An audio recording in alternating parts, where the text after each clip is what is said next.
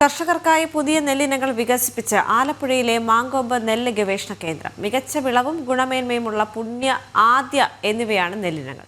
വെള്ളപ്പൊക്ക ഭീഷണി നേരിടുന്ന കുട്ടനാട്ടിലെ കർഷകർക്ക് പ്രതീക്ഷ നൽകുന്നതാണ് പുതിയ വിത്തുകൾ.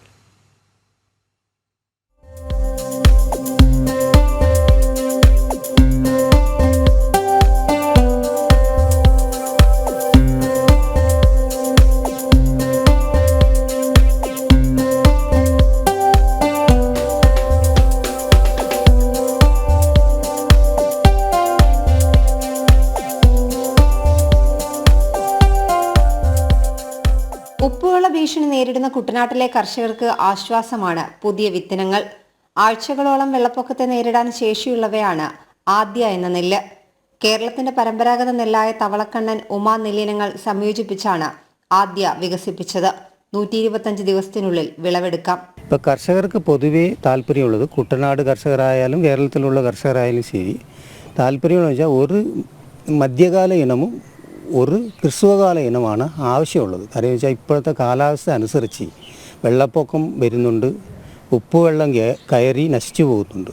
അങ്ങനെയുള്ള ഒരു സാഹചര്യത്തിൽ നമുക്ക് അത്യാവശ്യമുള്ള ഒരു മധ്യകാല ഇനം വേണം, ഒരു ഹ്രസ്വകാല ഇനം വേണം. അതിൻ്റെ അടിസ്ഥാനത്തിൽ ഈ ഗവേഷണ കേന്ദ്രത്തിൽ നിന്ന് 2 ഇനങ്ങളാണ് ഉരുത്തിരിച്ച് എടുത്തിരിക്കുന്നത്. ഹ്രസ്വകാല കൃഷിയിൽ കർഷകർക്ക് കൂടുതൽ വിളവുറപ്പാക്കുന്നതാണ് പുണ്യ. ജ്യോതി അരിയുടെ രുചിയും ഉമ നെല്ലിന്റെ വിളവുമുള്ളതാണ് പുണ്യ. മട്ട അരിയായ പുണ്യ നീണ്ട സ്വർണ്ണ നിറമുള്ള ഇനമാണ്. 105 ദിവസത്തിനുള്ളിൽ വിളവെടുക്കാമെന്നതാണ് സവിശേഷത.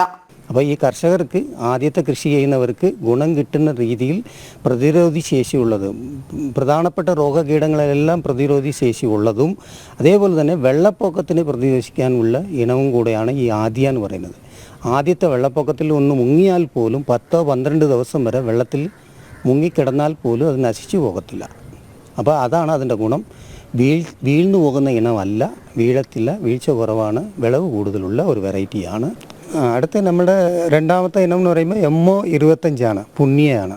കുട്ടനാട് കർഷകർക്ക് പുഞ്ചകൃഷിക്ക് ചെയ്യാൻ പറ്റിയ ഇനമാണ്. ഉപ്പുവെള്ളത്തിൽ നിന്ന് രക്ഷപ്പെടുത്തി എടുക്കാൻ വേണ്ടി ചെയ്യുന്ന ഒരു വെറൈറ്റി ആയിട്ടാണ് നമ്മൾ ഇത് കരുതുന്നത്. 18 വർഷത്തെ ഗവേഷണങ്ങൾക്കൊടുവിലാണ് പുതിയ നെല്ലിനങ്ങൾ വികസിപ്പിച്ചെടുത്തത്. മങ്കൊമ്പിലെ MS സ്വാമിനാഥൻ സ്മാരക നെല്ല് ഗവേഷണ കേന്ദ്രത്തിലെ ഡയറക്ടർ ഡോക്ടർ N സുരേന്ദ്രന്റെ നേതൃത്വത്തിലായിരുന്നു ഗവേഷണം. കേന്ദ്ര കാർഷിക മന്ത്രാലയത്തിന്റെ അംഗീകാരം കൂടി ലഭ്യമാകുന്നതോടെ പുതിയ നെല്ലിനങ്ങൾ കർഷകർക്ക് വിതരണം ചെയ്യാനാകുമെന്നാണ് പ്രതീക്ഷ.